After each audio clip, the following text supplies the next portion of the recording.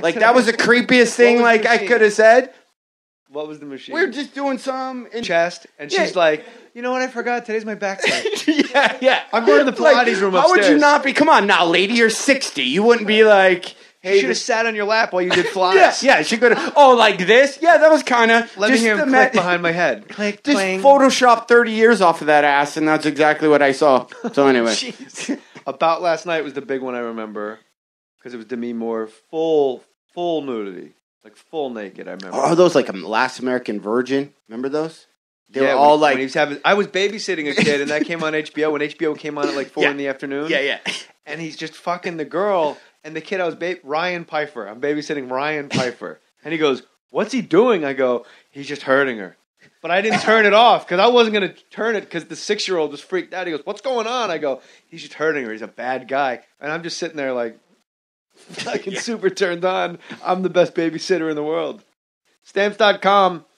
It's important to look professional to your clients, customers, partners. Placing regular stamps on your letters and packages will not do the trick. And leasing a postage meter is just too expensive. You wind up stealing beech nut gum at a vending machines. Take my advice. Use Stamps.com. Use Stamps.com, okay? With Stamps.com, you can buy and print official U.S. postage using your own computer and printer. Print professional-looking postage directly onto envelopes, labels, even plain paper. Plus, Stamps.com will give you a digital scale so you can get exact postage for any letter or package the instant you need it. I highly recommend Stamps.com. It's easy to use, convenient, and you can start right now. Right now, Stamps.com has a special offer for my listener. Use my last name, Mohr, M-O-H-R, for a no-risk trial. They always say no-risk trial. Like, are you going to, like, pull your back out? Like, what is the risk? There's no risk. People are worried about money, but if you have a no-risk trial, then you have nothing to worry about. Well, what happened? You lost your house? You used to have a nice car? Man, I went on that Stamps.com. They took everything. No, they didn't. I know it wasn't Stamps.com because it's no risk. I read the ad on Mohr Stories. Use my last name for a no-risk trial. A $110 bonus offer includes the digital scale and up to $55 free postage. Don't wait. Go to Stamps.com before you do anything else. Click on the radio microphone at the top of the homepage and type in M-O-H-R. That's Stamps.com. Enter Mohr. John, what is your favorite town to perform in? Do you have one where you go, oh, good, I'm going back there? So for me, I think it's Denver. Yeah, I was just in Denver. Denver's definitely top. Comedy Works? Yes. With Wendy Curtis? Yes. W-E-N-D-E. There, Philly. At Helium. You know, you're like the third guy to sit in that chair and say, fucking that room, it's so good. It is a fun room. It's just a fun, and the owner's cool, and you have stuff to do. It's a suburb and a city all wrapped up into one. Yeah. I'm more now about the cities. What do I do the other 23 hours I'm not on stage? I just sleep. You're not like me at all. People are like, did you go to the museum down the street? I'm like, bro. Just sleep. Or you got kids. Yeah, like, so you got to sneak it. Yeah, my kid, I got 48 hours with no child. Yeah, I'm watching a real, like I'm gonna watch not porn, like I'm gonna watch actual like Ides of March. Right. You know what I mean? I finally got it. All of Downton Abbey, all in a row. I'm gonna watch all the fucking Knobs. Guy fucked it up. What was the movie with Glenn Close dressed as the dude? Something Knobs. Oliver Knobs. Fucking stupid. I'm gonna watch Glenn Close. I don't know why Kramer versus Kramer popped it in my head on that one. No, that was it. Oh, that's what you said. That was it. Glenn Close dressed as Dustin Hoffman in Kramer versus Kramer. And people don't know this. Glenn Close was Dustin Hoffman when he was the tomato in Tootsie. Yeah. A tomato wouldn't sit, man. Tomatoes don't sit down. Yeah, but that was a terrible Dustin Hoffman impression. And then Detroit, being from Detroit, you know, more so I get to go home and I know where I'm going and can say hi to friends. But those I like cities. The Stress Factory in New Jersey. Gotham's fun. Gotham's real, yeah. Gotham's good. Those guys. It's a weird room, and it's a room that should go askew. But Mazzilli and those guys run a fucking well-oiled I use them. I know I use them as an example. Here's what I love about Gotham. There's 5 guys not wearing Gotham T-shirts or I'm a waiter. Here's my polo shirt with thing. There's 5 guys that are in suits that look like they may know a guy that's connected, or they've hit somebody with the back of a pistol 1 or 2 times. They're all cops. Yeah, and they sit in the back. It's like cop/mob. Yeah, it's a weird thing. But they all converge. I watched this group of guys heckling. One of the guys that's there, the security guys, walks over to this group of guys talking loud, says nothing to him, puts his hand on the guy's shoulder, but is staring straight ahead, not even looking at the guy. He's enjoying your show. The kid looks up at the guy, and then you just see him sink down and say nothing. And he said nothing. He didn't say you guys are talking. It shouldn't You just work. get it because the kid looks and goes, "Wait, there's 5 other guys." The dressing room is it's down 3 flights of stairs. Yeah, And if you want some food, we're gonna go across the street for Yeah, you. you know. None of it should work. But they're so wired into that shit, and it's a total gay. It's in Chelsea. It's boys' town. Yeah. You leave the showroom having watched heterosexual people we're laughing, we're gonna go home and fucking suck, and then you go out on the sidewalk and everybody else is fucking and sucking, but in blue jeans, we're fucking and sucking. Yeah, that It club's shouldn't awesome. work, but it works more than any club. Yeah. Those guys got it figured out. I love that place. He told me a story.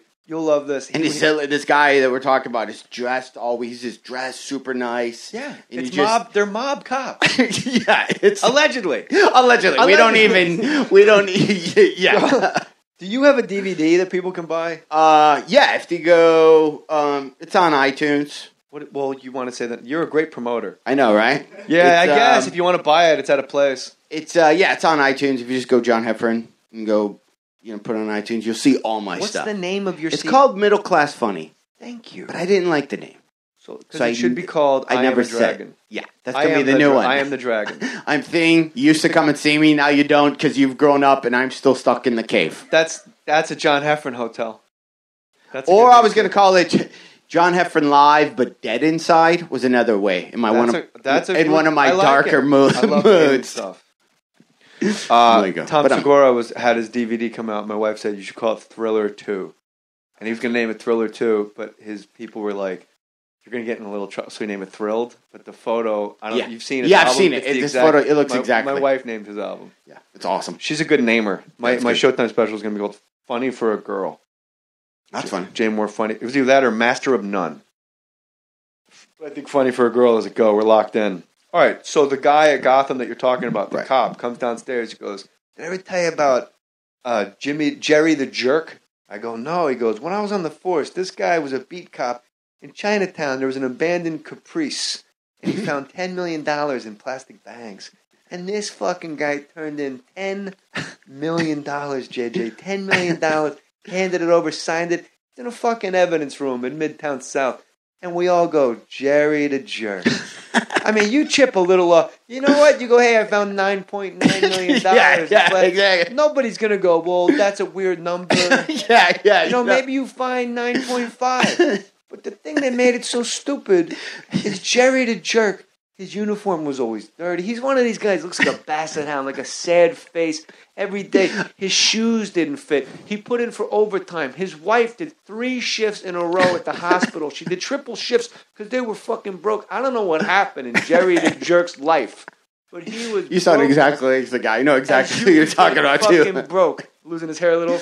Yeah. As much as you could be broke, this guy was fucking broke. Johnny, this kid at lunch, every day at his desk, takes out green bean sandwiches. Fucking, you know those Del Monte green bean cans? He would put green beans in white bread. It was a fucking disgusting thing to watch. The schleppy broke fuck eating green bean sandwiches.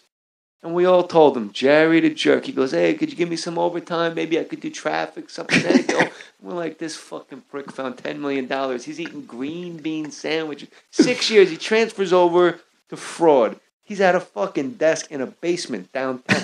He's at a desk. That's the kiss of death. When you're at the desk, that's the kiss of death. He's at a desk. Well, about 8 years ago, we're all in Miami. We're going to have a big reunion, right?